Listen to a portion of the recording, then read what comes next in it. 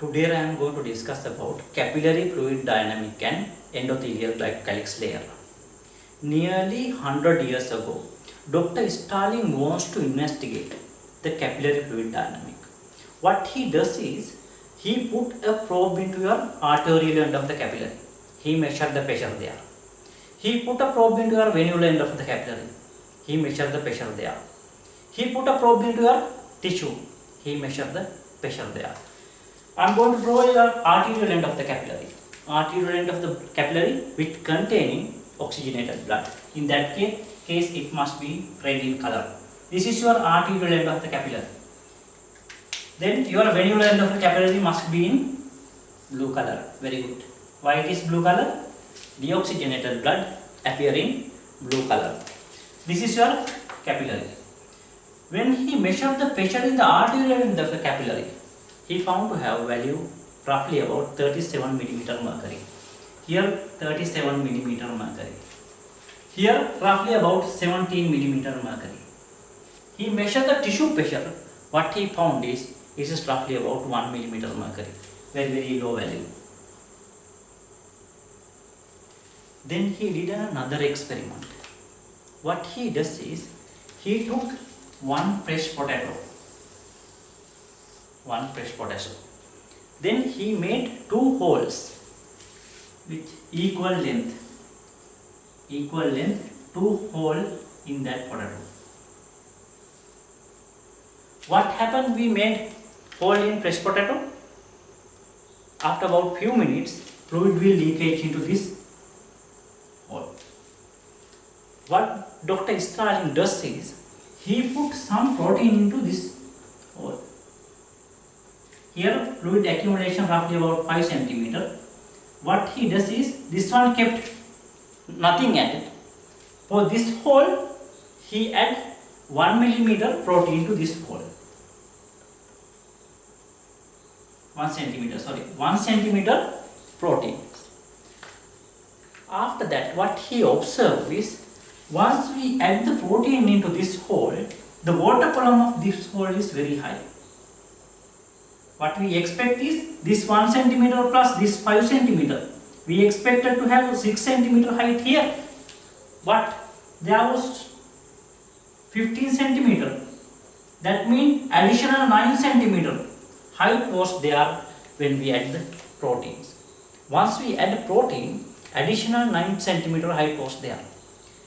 Then he said, protein or colloid has some kind of osmotic dragging activity. Colloid or protein having some kind of osmotic dragging activity, or colloid osmotic pressure is there, colloid oncotic pressure is there. Then what he does is, he measures the amount of protein in our plasma. Then he put same amount of protein into this chamber. What he found is, the fluid level difference is roughly about 25 millimeter mercury. Then he said, plasma colloid oncotic pressure roughly about 25 millimeter mercury. The plasma colloid oncotic pressure roughly about 25 millimeter mercury. They try to drag fluid into them. This 37 try to put fluid into outside. This 17 also try to put fluid into outside. This tissue 1 millimeter mercury try to put fluid into inside of the vessels. Those are the pressures which have at the capillary level, which was discovered by Dr. Starling. According to Dr. Starling, from arterial end, what happened? Because of the high pressure, fluid try to leakage into the interstitial and intracellular compartment. From the venular end, what happened? Fluid will go back into your venule.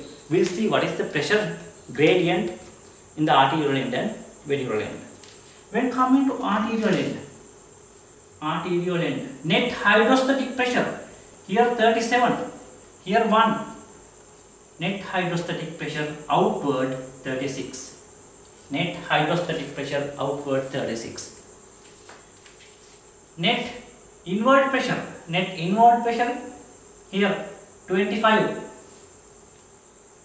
Colloid oncotic pressure, net inward pressure. Colloid oncotic net inward pressure is 25 Tissue colloid oncotic pressure roughly about 0. Because of that 25 minus 0. This is net inward pressure. Then total filtration pressure. When coming to total filtration pressure, 36 minus 25 outward, roughly about 11 millimeter mercury outward. Right now, your capillary end have 11 millimeter mercury outward pressure. When coming to venular end, we'll see what happens when coming to venular end. Again, hydrostatic pressure gradient 17 minus 1, it is 16. When coming to osmotic pressure gradient, 20, or colloid oncotic pressure gradient 25 minus 0. This is outward, this is inward. Net filtration 16 minus 25 outward, that is mean minus 9 outward. Minus 9 millimeter mercury outward. Minus 9 millimeter mercury outward pressure is there. That means plus 9 millimeter mercury inward pressure is there. That means at the level of venules, fluid will return back into vessels. At the level of artery, fluid go into a circulatory extracellular compartment. At the level of artery, fluid go into our extracellular compartment. At the level of venule, fluid again come back to your intravascular compartment. Here, fluid go into outside.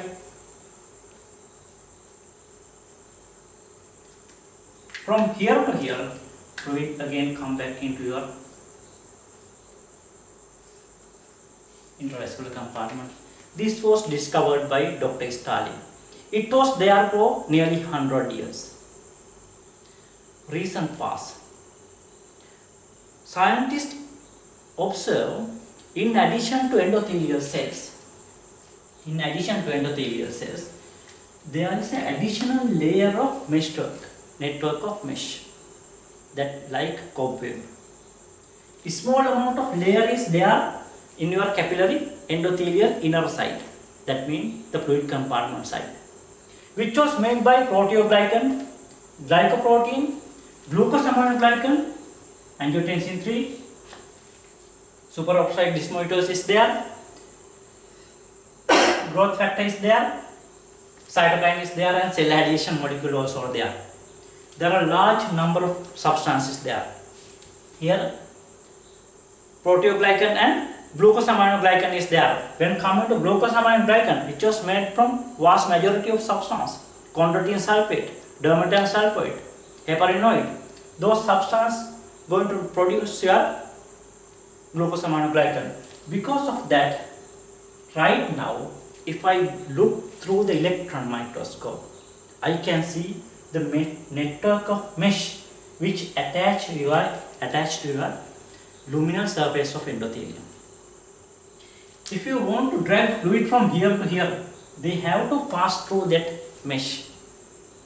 In addition to that, major discovery done by scientists. Not like previously arterial end fluid goes to outside, venular end fluid come again back into vessels.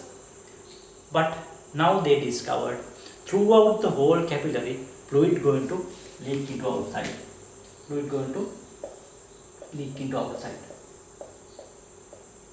But not like previously. No large amount, small amount of fluid going to leak. That small amount again taken back into your circulation by your lymphatic system. Do you have lymphatic system in your brain? Yes or no? Answer is no. Very good. Then what do you have in your brain? Yes, very good. Lymph system. Instead of lymph system, in the brain you have lymph system. They carried the filtrated fluid into your circulation again. So because of that, they want to revise the Stalling process. Why they want to revise the Stalling process? When they enlarge it microscopically, electron microscopically, they found to have lot of material attached to your endothelium. It make network of mesh. Proteoglycan, glucosaminoglycan, It has angiotensin through and superoxide dismutase and growth factor some, and some cytokine is there, some cell adhesion molecules there. Because of that, you can't exert this pressure directly into your interstitial compartment. Especially your protein can't exert direct pressure on your interstitial compartment. They can't directly drag fluid from the interstitial compartment. I will tell how. Then they describe fluid dynamic as endothelial glycocalyx theory of fluid dynamics. Endothelial glycocalyx layer of fluid dynamic. If I draw capillary and arterial end and venule here my venular end, here my venular end of the capillary, here my arterial end, here my arterial end of the capillary, here my capillary network. This is my endothelial cells. This is my endothelial cells. From here to here also endothelial cells. Innermost layer of the endothelium containing endothelial glycocalyx layer. You know now what are the substances which made the endothelial glycocalyx layer. Here it attached into the cell wall by syntactane and other substances. Here you have your endothelial glycocalyx layer. From here to here, endothelial glycocalyx layer. From here to here also you have your endothelial glycocalyx layer. From endothelial glycocalyx layer, you can freely diffuse your water from vascular compartment into interstitial or intracellular compartment. Fluid can freely go from here to here. Because of that, your hydrostatic pressure can freely exert from vascular compartment into intracellular compartment. Here your hydrostatic pressure, P capillary, pressure capillary, here hydrostatic pressure, here hydrostatic pressure, pressure interstitium. Now your net hydrostatic pressure difference is pressure capillary minus pressure interstitial. This is your net hydrostatic difference. But when coming to net oncotic pressure difference, previously 25 minus 0, net oncotic pressure difference was 0. But when coming to now, here your subendothelial layer, here just beneath your endothelial layer, this layer is called subendothelial layer. Subendothelial layer should be essentially free of protein, but it has some sort of a protein. This protein try to drag fluid toward them. Vascular protein try to drag fluid towards them. I will repeat it again. Vascular protein try to drag fluid towards them. Subendothelial glycocalyx protein try to drag fluid towards them. Because of that, if one fluid molecule jump into here, this vascular compartment try to pull into this side, this water molecule, and subendothelial compartment try to put into this way. The net effect in that case must be this minus this. That means your oncotic pressure difference, net oncotic pressure difference. Previously oncotic pressure here, oncotic pressure 5 capillary, here 5 interstitium. Now here I am writing it as 5 glycocalyx. So net oncotic pressure difference previously was C minus 5I. Now glycocalyx, 5 glycocalyx. So your glycocalyx layer also has a little bit of protein. Because of that, your net inward pressure now going to be reduced. Your net inward pressure or net oncotic pressure, net colloid oncotic pressure going to be reduced. Because of that, throughout your capillary, it has lesser number here when compared to previous. This is the one responsible for fluid dragging back into vessels. If this numbers goes down, what happens? Throughout the fluid, capillary, what happened? Fluid going to be leak. Why? I will explain it again. Because your endothelial, subendothelial glycocalyx layer containing protein, that protein try to pull this water molecule into this side, and your vascular protein try to pull that molecule into vascular compartment. Because of that, we have to take net value in order to assess the fluid dragment of fluid into vascular compartment. Because of that, I say previously, roughly about 25 previously. Because of that subendothelial glycocalyx layer, now it is going to reduce into 10 or 15. For a while, think it is 15. What happened now? Previously here 37 and here 1. Now this one 15. Because of that, they are going to filter fluid from here to here. Now net hydrostatic pressure difference from here to here. I will repeat it again. Here 25 and subendothelial glycocalyx layer containing 10. Subendothelial glycocalyx layer containing protein 10. That also try to drag fluid from vascular compartment. So here 37 minus 1 net hydrostatic pressure different. 37 minus 1 36. Net oncotic pressure difference 25 minus 10 50. Total outward one here 16. Sorry 11. Sorry 21. Net I am poor in calculation mathematics. Net outward pressure here at the level of artery is 21 millimeter mercury. When coming to venular level, we will see here 17 millimeter mercury, here 1. Net hydrostatic pressure difference 16. Net oncotic pressure difference here 20, here 25, here 10, 15. Again 1 millimeter mercury hydrostatic pressure from here to here. Total net pressure, not hydrostatic pressure. That means from your venular end also now going to lose the fluid. Not only arterial end, venular end also going to lose the fluid. That fluid going to collect by your lymphatic system and again back into your circulation.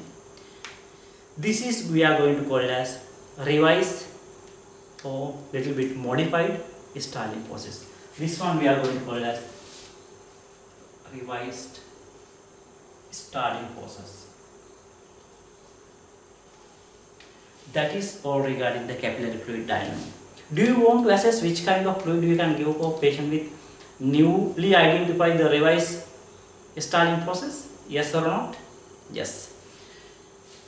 If I give normal saline into patient with hypovolemia with capillary hypoperfusion, what happens is, if I give normal saline to this patient, it increases the hydrostatic pressure. Increase hydrostatic pressure. It reduces the colloid osmotic pressure because of the hemodilution. Reduce colloid osmotic pressure or colloid oncotic pressure. Because of that, net effect, it increase the hydrostatic pressure this from here and it reduce further this one. Net effect will be filtration more. If you give colloid to this patient, colloid, because of the colloid, presence of colloid, it increase the hydrostatic pressure. Again hydrostatic pressure increase. It increase colloid osmotic pressure or colloid oncotic pressure. Because of that, it tend to keep fluid in the vascular compartment little bit, but it is not that much clinical significant. Because of that, the first line agent for patient with hypovolemia is crystalloid, normal saline no, Hartmann no, plasmolite. This is all regarding the capillary fluid dynamic and endothelial glycocalyx layer.